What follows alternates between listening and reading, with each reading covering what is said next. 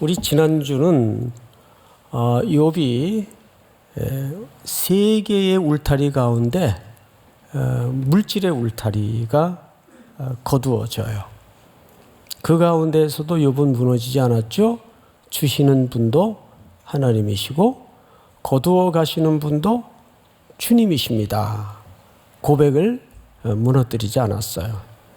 심지어는 두 번째 울타리인 육신까지 무너짐에도 불구하고 거의 죽은 사람과 방불한 상황에 떨어졌음에도 불구하고 아내의 푸념 섞인 애정이 담아진 그런 독설에도 불구하고 무너지지 않았어요. 이제 욥에게는 영혼의 담이 남아 있어요. 이 세 번째 울타리가 사실상 욥기 전체를 관통하는 아주 큰 주제가 될 겁니다. 자, 우리 오늘 본문이 4장이에요. 몇 장을 건너뛰었죠? 3장을 건너뛰었습니다. 건너뛰는 것이 아니라 3장을 살짝 스케치만 하고 지나가려고 합니다. 2장 몇 절을 보시냐 하면 욥기 12절을 보세요. 멀리서 세 친구가 약속을 하고 찾아옵니다. 엘리바스, 빌닷, 소발이라는 사람이 찾아오는데 욥을 위문하고 위로하려 하여 서로 약속하고 오더니 12절 이렇게 되어 있죠. 눈을 들어 멀리 보매 그가 욥인 줄 알기 어렵게 되었으므로 그들이 일제히 소리질러 울며 각각 자기의 겉옷을 찢고 하늘을 향하여 티끌을 날며 자기 머리에 뿌리고 그 친구들이 충격을 받은 거예요. 어떻게 이럴 수가 있나. 너무너무 큰 충격을 받았어요. 그리고는 그 충격의 강도를 잘 설명했는데 13절 우리 한번 같이 읽읍시다. 시작. 밤낮 7일 동안 그와 함께 땅에 앉았으나 욥의 고통이 심함을 보므로 그에게 한마디도 말하는 자가 없었더라. 네. 너무 상대의 고통이 혹독하면 사실 이게 맞습니다. 무슨 말을 할 수 있겠어요? 그렇죠? 어느 날 갑자기 예고도 없이 불어닥친 이 처참한 불행 앞에 우리 근현대 사회도 요즘도 이런 끔찍한 일들이 주변에 얼마나 많습니까? 어머나 어떻게 그럴 수가 있어. 이런 정말 누가 들어도 신음밖에 나오지 않는 고통과 마주하게 되는 주변 사람들을 우리가 보죠. 그러면 무슨 말을 할 수 있겠어요?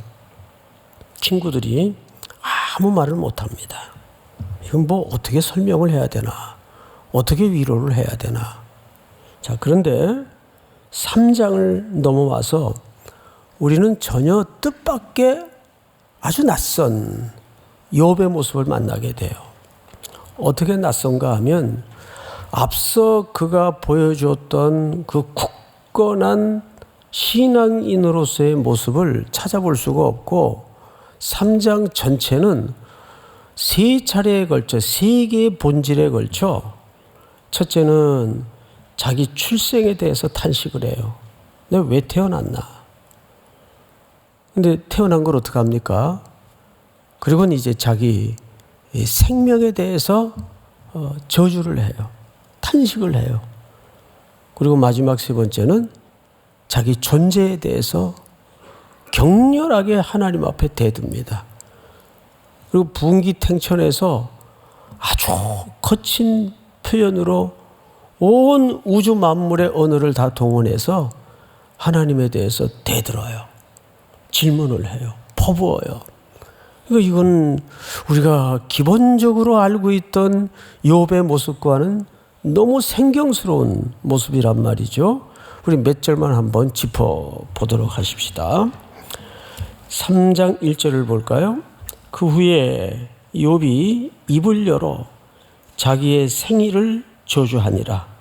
욥이 입을 열어 이르되 내가 난 날이 멸망하였더라면 사내 아이를 배웠다 하던 그 밤도 그러하였더라면.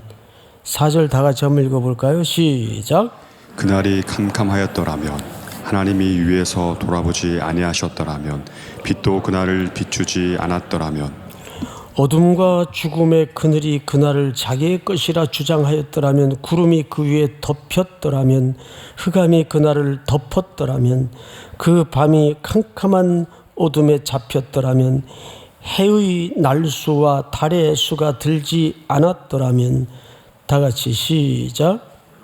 자식을 배지 못하였더라면 그 맘에 즐거운 소리가 나지 않았더라면 나를 저주하는 자들 곧 리워 야단을 격동시키기에 익숙한 자들이 그 밤을 저주하였더라면. 여기까지만. 여기 리워 야단이라는 표현이 등장을 하죠. 그리고 일하고 악어로 볼 수도 있음 이렇게 되어 있는데 이 리워 야단은 욥기 후반부에도 한번 나오고 또 이사야 27장을 보시면 한번 띄워주실까요? 같이 한번 읽어보십시다. 시작. 그날에 여호와께서 그의 견고하고 크고 강한 칼로 날랜 뱀 여호야단 곧 꼬불꼬불한 뱀 여호야단을 벌하시며 바다에 있는 용을 죽이시리라. 네, 이 리워야단이라는 존재는 뱀으로도 해석이 되고 또 악어로도 해석이 됩니다. 근데 이 성경에 등장하는 리워야단은 혼돈과 어둠을 가져오는 존재, 그러니까 하나님을 대적하는 세력이에요. 그래서 요한계시록에도 보면 악한 용이 어디서 일어섭니까? 바다에서 올라와요. 그리고 해변가에 쓰죠. 그와 같이 성경의 모든 이 뱀, 리워야단, 악어로 묘사되는 이것들은 혼란과 어두움으로 이 하나님의 창조의 세계와 질서를 어지럽히는 존재 정도로 이해를 하면 좋겠습니다. 그러니까 욥이 어느 정도 처절한지 아시겠죠? 차라리 그냥 그것들이 준동하도록 두었으면 좋았을 뻔했다. 자, 이제 두 번째 그가 어떤 부분을 저주하는가? 11절을 보세요. 어찌하여 내가 태에서 죽어 나오지 아니하였던가? 어찌하여 내 어머니가 해산할 때 내가 숨지지 아니하였던가? 이렇게 저주의 애갑니다. 그리고 자기 생명에 대한 탄식이에요. 출생을 넘어서 자기가 이 땅에 태어난 이 생명에 대한 저주를 슬픈 애가로 엮어내고 있죠. 쭉 넘어가서 20절을 보세요. 어찌하여 고난당하는 자에게 빛을 주셨으며 마음이 아픈 자에게 생명을 주셨는고 이러한 자는 죽기를 바라도 오지 아니하니 땅을 파고 숨긴 보배를 찾음보다 죽음을 구하는 것이 더하다가. 이게 무슨 얘기입니까? 죽기도 너무 힘들구나. 그러니까 욥은 이 세 단계에 걸친 자기 존재에 대한 탄식을 통해서 딱 한마디 하고 싶은 거예요. 나 좀 죽여달라. 너무 힘든 거예요. 그가 비록 지난주 우리가 살펴보았듯이 모든 재물이 거두어져 가고 하루아침에 생떼 같은 자식들이 아무 소리 한마디 남기지 못한 채 다 쓰러져 가고, 그리고 심지어는 삶과 죽음이 별 의미가 없는 몸뚱아리마저 무너졌을 때 또 그는 굳건히 하나님을 향해서 고백을 흐트러뜨리지 않았어요.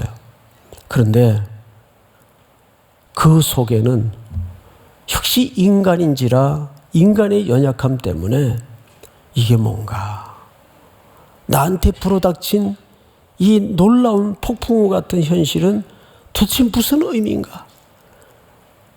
그리고 자기가 평생 정직하게 벌었던 재물들 뿐만 아니라 그것도 견디겠는데 자식들이 한꺼번에 다 죽어요. 종들도 죽어요. 자기도 생사가 별 의미 없는 몸뚱아리가 되었습니다. 어떤 생각이 들겠어요? 걷어가 주세요. 이젠 내가 이 땅에 호흡하고 존재하는 것이 별 의미가 없습니다. 이게 딱 3장까지는 욥의 거친 호흡과 입김과 분노를 통해서 하나님 앞에 절규하는 거예요. 저는 3장에서 마저 욥이 하나님 감사합니다. 이랬다면 이 성경이 좀 문제가 있지 않겠는가? 예?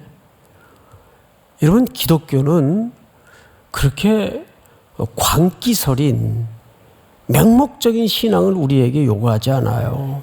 항상 하나님은 자기 백성들의 슬픔과 고통과 늘 마주해 주시고 그것을 공감하시기 위해서 이 땅에 아들 예수 그리스도를 피조물의 몸을 입혀서 보내시지 않습니까? 그러니까 우리의 눈물과 우리의 슬픔을 돌아앉아 문을 꽝 닫고 들어가시는 분이 아니에요. 나 몰라. 그런 분이 아니에요. 제가 책에서 읽은 것 같아요. 책에서 읽었는지 라디오로 들었는지 지금 뭐 기억이 너무 오래돼서 한 20몇 년 전, 20몇 년이 뭐예요 벌써? 90년대니까 훨씬 넘었겠죠? 그건 한 30년 전의 내용인데 기억은 분명치 않은데 어느 여성이 라디오로 찰스 스윈돌 목사님에게 상담을 했어요. 상담 프로예요. 그런데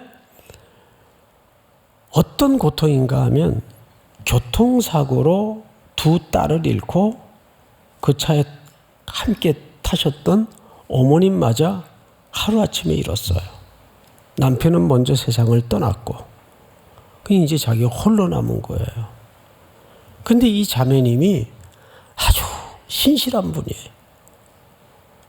여기 상담 프로그램의 주최자인 스윈돌 목사님에게 직접 전화를 한 겁니다. 어떻게 하나님 나한테 이럴 수 있어요?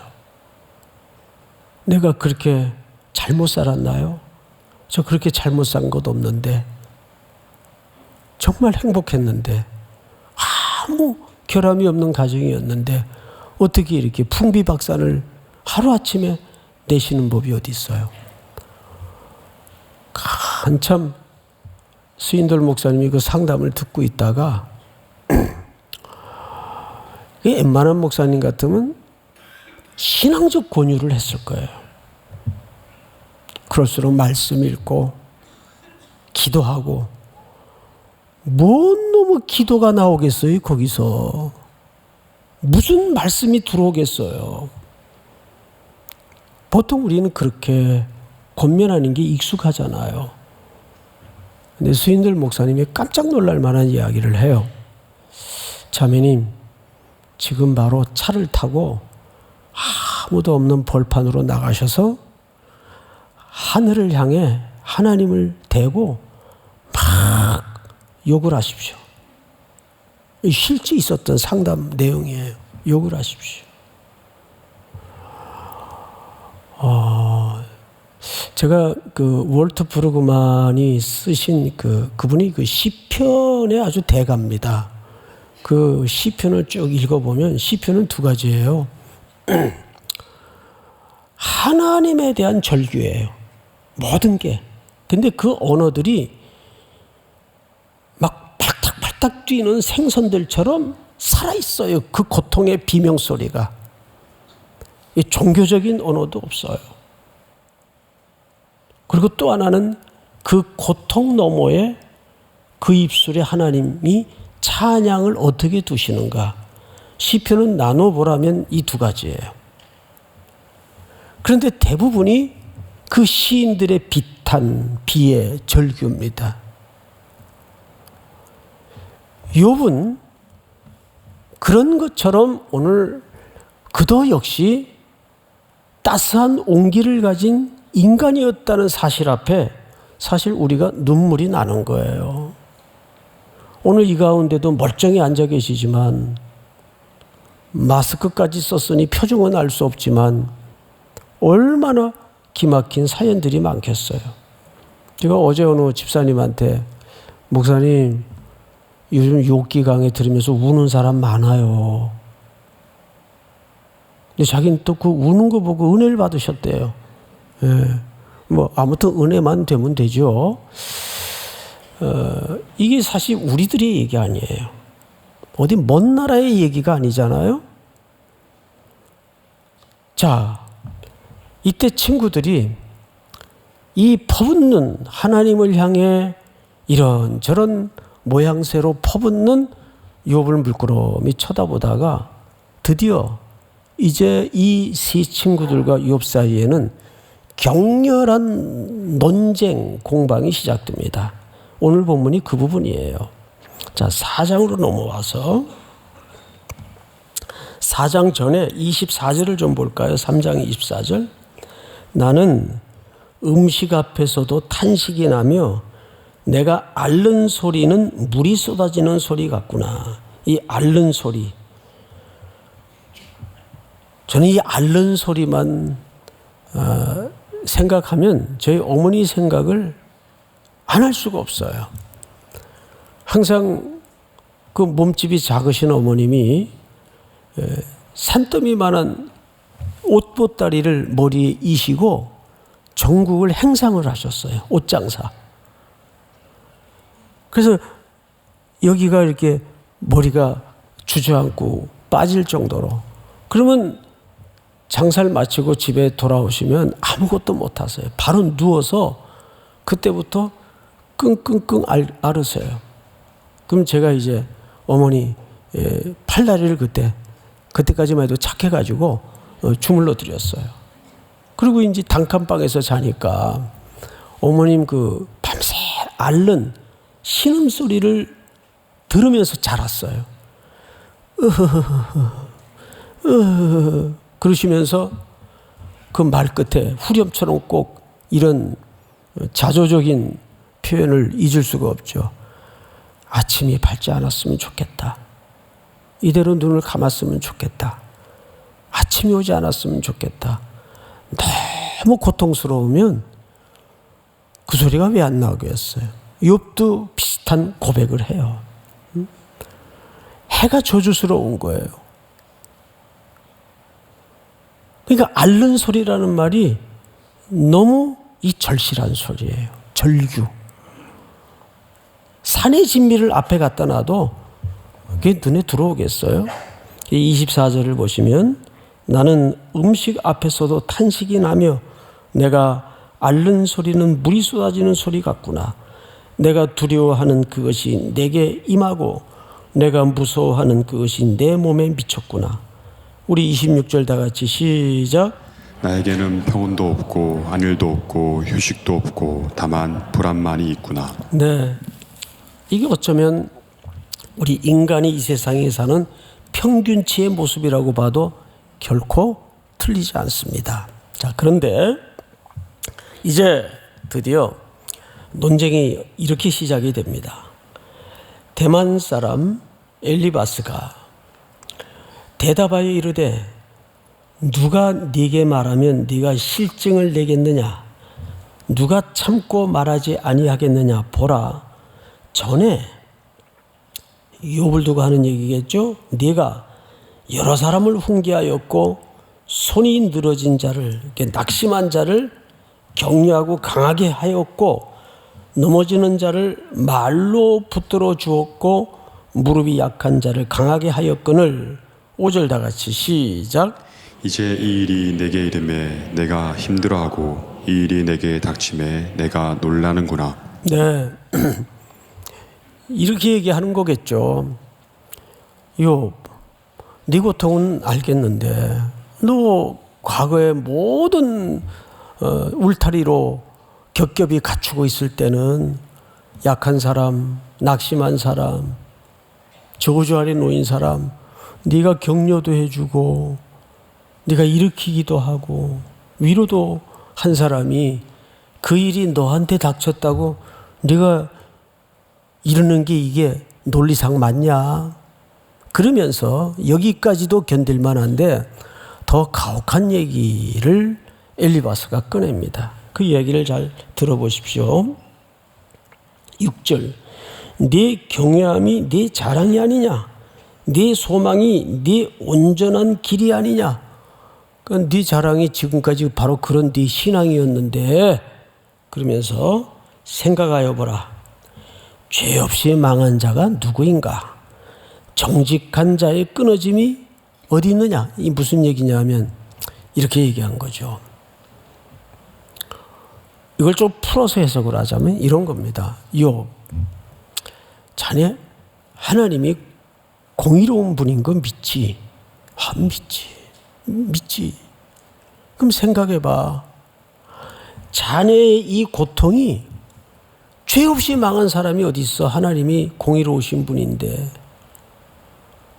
또 정직한 자가 왜 이런 재난을 그것도 겪을 수가 있겠는가?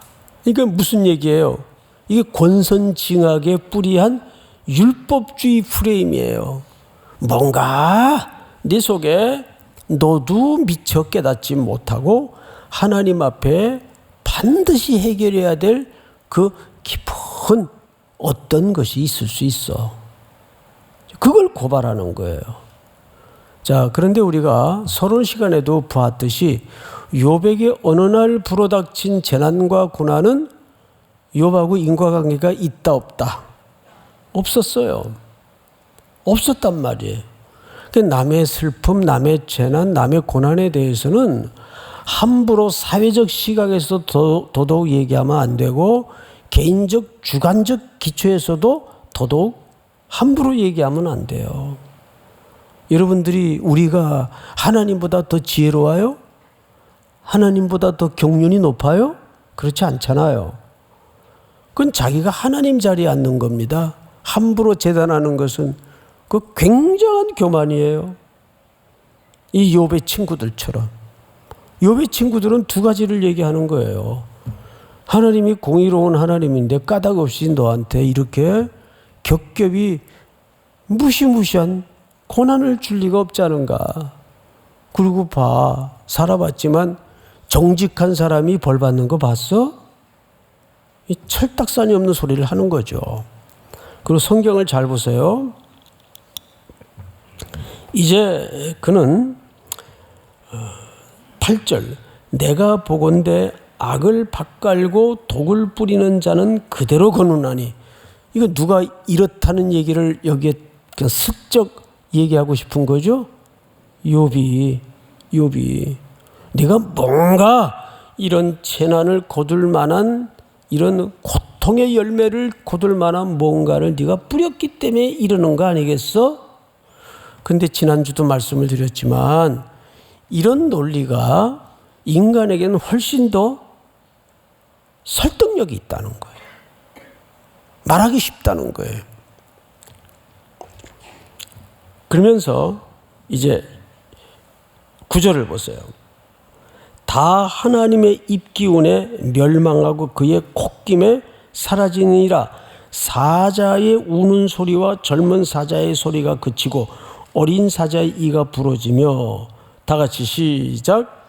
사자는 사냥한 것이 없어 죽어가고 암사자의 새끼는 흩어지느니라. 네, 이게 무슨 얘기냐면 이어서 이들이 결론을 냅니다. 그러니까 하나님은 공의롭고 정확한 분이니까 하나님이 마음만 먹으면 그런 불의한 자들은 마음만 잡수시면 입김으로도 다 불어 없앨 수 있고 단박에 해치울 수 있는 분이야. 그러니까 하나님께서 네가 뭔가 이런 재난을 받을 만한 이유가 있기 때문에 하나님이 단번에 너를 그렇게 벌하신 거야. 이해가 돼요? 이렇게 친구가 결론을 내리는 겁니다. 그런데 이제 이 주제가 욥기 전체를 관통하면서 굉장한 끔찍한 주제가 됩니다. 아주 질기고 긴, 결국 이 엘리바스가 쳐놓은 이 율법의 저주가, 율법의 올무가 이어서 대화를 이어갈 빌닷과 소발의 원리와 이제 같은 맥락을 이어갈 겁니다. 자, 우리는 여기서 한 가지 아주 소중한 결론 앞에 도달해 보고자 합니다. 아까도 말씀을 드렸지만 욥은 이 3장의 욥의 절규가 없었다면 이 욥기는 아주 차가운 율법주의의 냉혹한 교과서가 되고 맙니다. 근데 욥의 이 절규 속에서 우리는 욥기 전체를 쫓아가다 보면 어떤 결론과 마주하게 될까? 이건 스포가 아니라 우리 기억도 꺼내기 싫은 근현대사의 참혹한 최근에까지 있었죠. 길거리에서 수백 명의 자녀들이 외마디 말 한마디 남기지 못하고 압사당하는 일들이 이 지근거리에서 벌어졌어요. 한 160명의 사상자가 났죠. 그 죽음에 대해서. 또 이제 좀 지나긴 했지만 차가운 바닷속에 수학여행길에 흥겨웠던 아이들이 배와 함께 침몰하는 광경을 우리는 지켜봤습니다. 그 부모들의 오열과 절규를 놓고 이 사람 저 사람 얼마나 말하기 쉬웠습니까?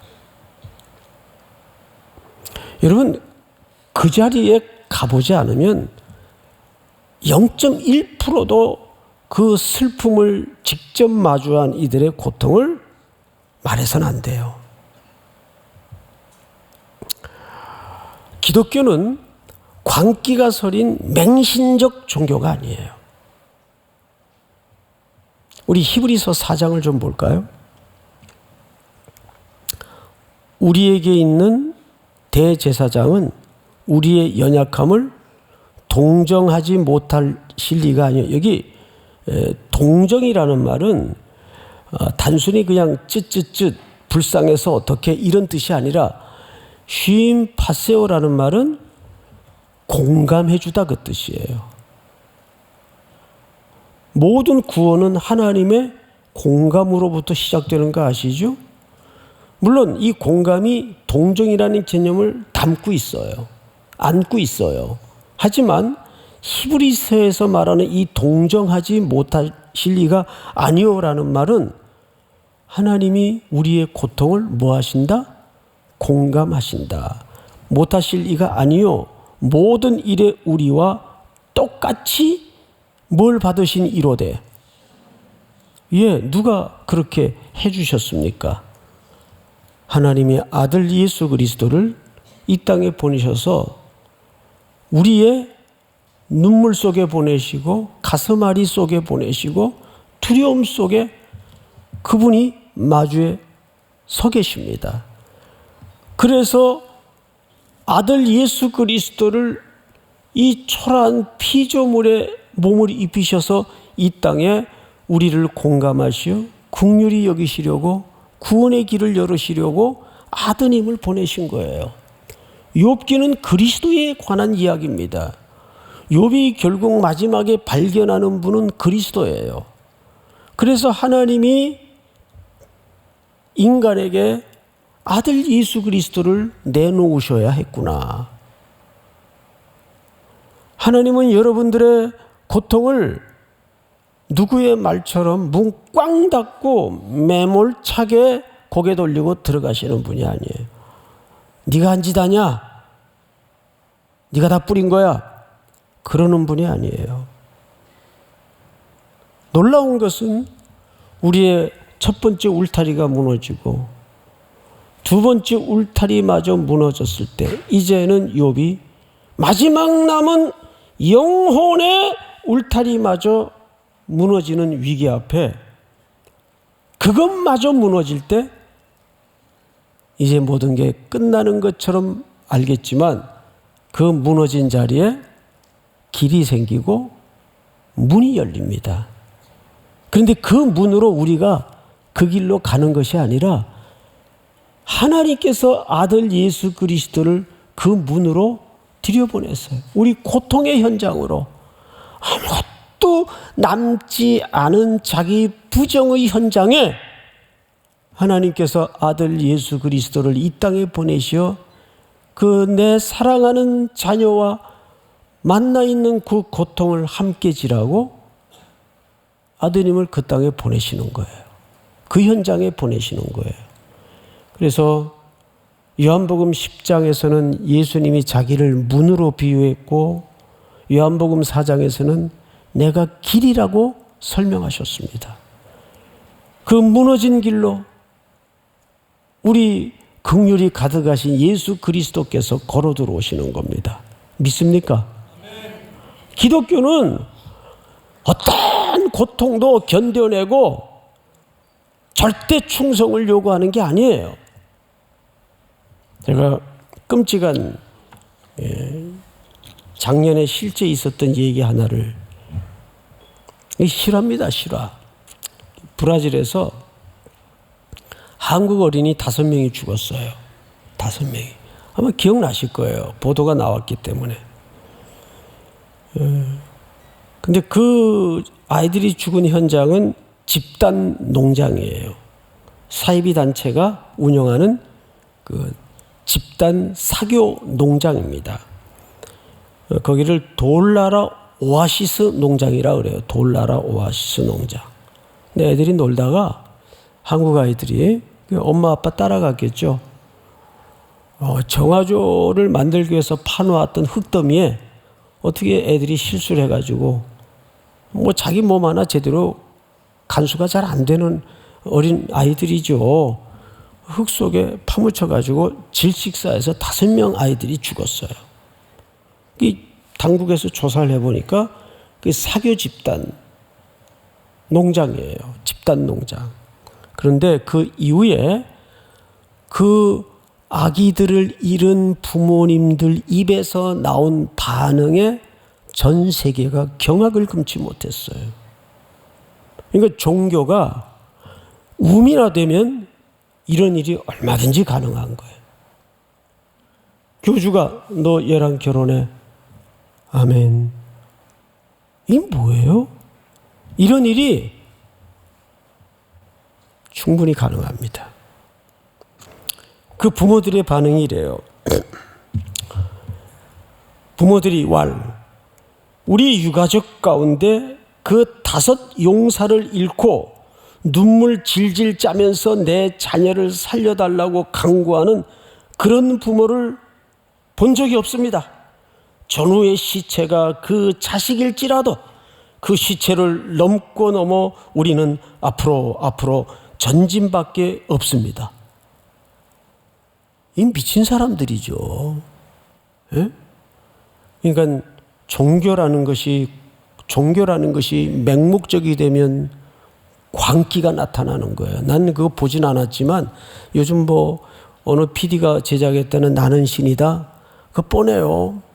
굳이 그거 볼 필요 없어요.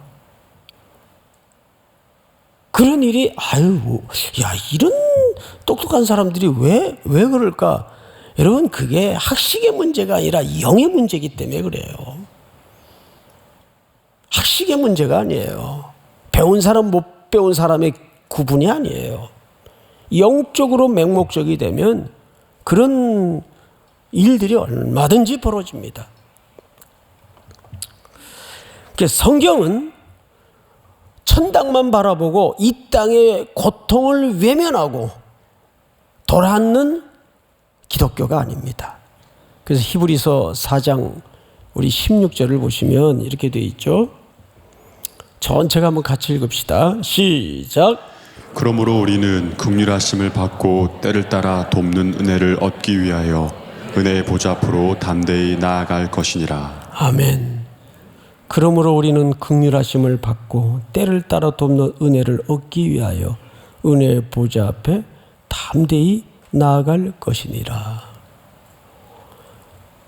우리 예수 그리스도께서 또 한 주간도 여러분들의 그 혹독하고 지독한 고통과 마주하셔서 여러분들의 고통 속으로 들어가시고 여러분들을 공감해 주시고 그 고통에 함께 하심을 믿고 그 힘으로 또 한 주를 감당해내는 은혜가 있기를 주의 이름으로 축복합니다. 다 일어나십시다. 나의 한숨을 바꾸셨네.